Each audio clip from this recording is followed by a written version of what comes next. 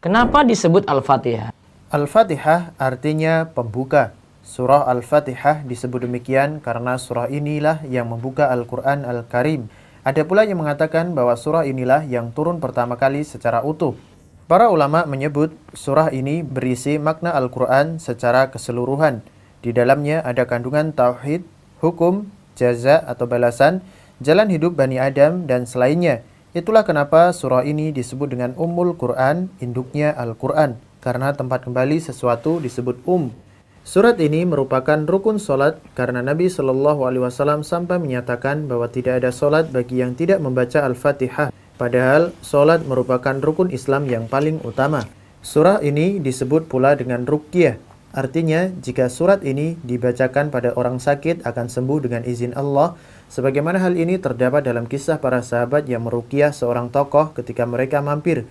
Mereka menggunakan surat Al-Fatihah sebagai bacaan ruqyah.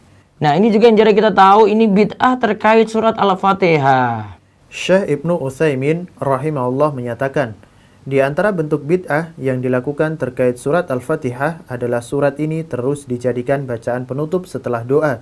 Juga surat ini dijadikan pendahuluan sebelum khutbah. Juga dibaca pada acara-acara tertentu, yaitu ada yang mengatakan bacalah Al-Fatihah. Seperti ini keliru, karena ibadah itu harus dibangun di atas dalil dan mengikuti petunjuk Nabi kita Shallallahu Alaihi Wasallam. Jadi kebiasaan sebagian orang itu setelah baca doa Al-Fatihah atau kirim doa Al-Fatihah gitu.